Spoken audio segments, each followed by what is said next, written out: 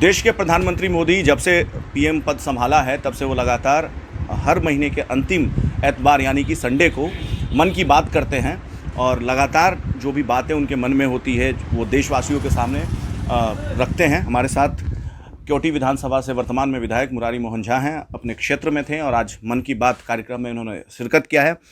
मुरारी जी से बात करेंगे। सर, बहुत स्वागत है आपका हिंदी माइक पे। धन्यवाद। और मन की बात आज प्रधानमंत्री ने किया है, क्या कुछ संदेश रहा, क्या कुछ खास रहा ये मन की बात?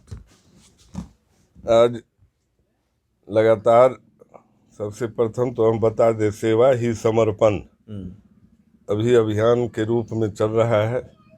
और चूंकि माननीय देश के प्रधानमंत्री, उनका 20 साल का संसदीय जीवन पूरा हुआ है। इस 7 तारीख को, अगले 7 तारीख को जिस दिन हम लोगों का सेवा ही समर्पण समाप्त होगा, उस दिन उनका 20वां वर्ष पूरा होने जा रहा है।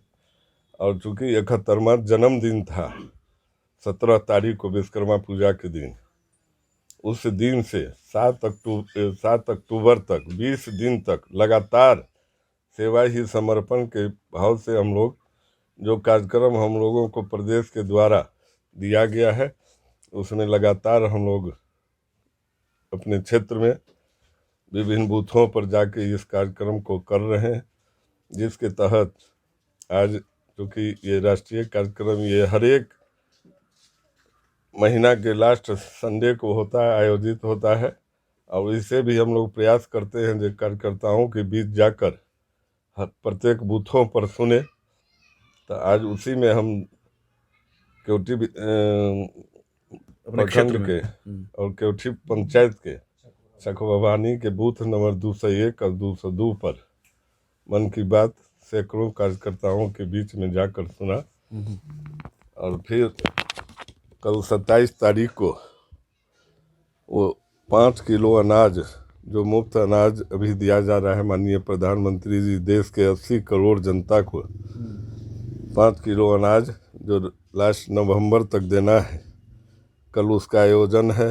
वो भी 3-4 पंचायत में हम लोग करेंगे और गरीबों को झोला देकर सम्मानित करेंगे। उसी झोला में वो अनाज दिया जाएगा। उसमें माननीय सांसद डॉक्टर अशोक यादव जी की भी उपस्थिति रहेगी, सरजापुर में और छतवन में। चूंकि आपने अनाज का जिक्र किया और मैं ज़्यादा समय नहीं लूँगा आपका, 2 सवाल मेरे और हैं।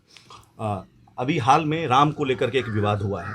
आपके सहयोगी पार्टी हैं जीतन राम मांझी, हम पार्टी के मुखिया हैं, उन्होंने कहा राम काल्पनिक हैं, लेकिन उनकी जो जीवनी है उसको बच्चों को पढ़ाना चाहिए।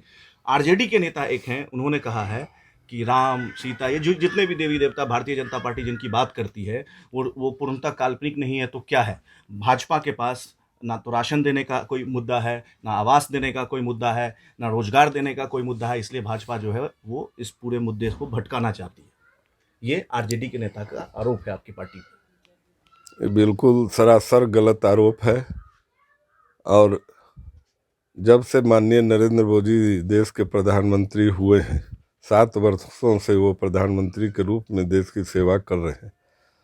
और रही गरीबों की बात, सैकड़ों योजना के माध्यम से उन्होंने गरीबों को लाभ पहुंचाने का काम किया है। और रोजगार की बात है तो 2 साल से तो देख रहे हैं अब देश क्या पूरे विश्व का जो स्थिति है, यह कोरोना काल में निश्चित रूप से उसमें रोजगार में कमी आई है। मगर उसके बावजूद भी रोजगार बहुत बड़े पैमाने पर इस देश में आने जा रहा है, जैसा हम लोगों को अंदेशा है। और निश्चित रूप से रोजगार भी यहाँ के लोगों को मिलेगा। प्रधानमंत्री जी भी काफ़ी चिंतित हैं बेरोजगारों को लेकर, और रोजगार के ऊपर भी बहुत बड़ा काम किया जा रहा है। रोजगार मिलेगा यहाँ के लोगों को, इसके लिए निश्चिंत रहें लोग। एक छोटा सा सवाल और है, क्योंकि आप अभी दरभंगा में हैं, क्योटी विधानसभा के विधायक हैं, और दरभंगा एम्स को लेकर के लगातार ये मुद्दा हो रहा है कि आपके विरोधी जो हैं वो तो ये कहते हैं कि एयरपोर्ट आप लोगों ने बनवाया चुनाव से ठीक पहले, चालू करवा दिया, उसका क्रेडिट भी ले लिया और जनता ने बाकायदा इनाम भी दिया, आप भी जीते, आपके पार्टी के, आपके सहयोगी पार्टी के लोग को भर भर के मिथिला की जनता ने, मधुबनी, दरभंगा जो भी है वहाँ की जनता ने जिताया। और मिथिला ही जो है वो कहीं ना कहीं एनडीए के सरकार को बचाने में इस बार बचाने में, इसलिए क्योंकि बहुत छोटा सा मार्जिन था जीत और हार के बीच में, एनडीए और महागठबंधन के बीच में। लेकिन दरभंगा एम्स की घोषणा 6 साल से पहले हो गई। अब तक अरुण जेटली उस तत्कालीन वित्त मंत्रालय संभाल रहे थे और उन्होंने अपने बजटीय भाषण में इसकी घोषणा की थी, लेकिन अब तक शिलान्यास नहीं हुआ। इसको लेकर के थोड़ा सा आक्रोश भी बढ़ रहा है। शिलान्यास में विलम्ब होने का यही कारण है कि माननीय प्रधानमंत्री जी का समय लेने के लिए हमारे लोकप्रिय सांसद डॉक्टर अशोक यादव जी और गोपाल जी ठाकुर जी, ये लोग लगे हुए हैं कि प्रधानमंत्री स्वयं दरभंगा आए और उसका शिलान्यास करें। इसी के लिए डेट बढ़ रहा है, मगर एम्स से बनेगा ये 100% आप आशान्वित रहे। बहुत शुक्रिया बात करने के लिए। धन्यवाद।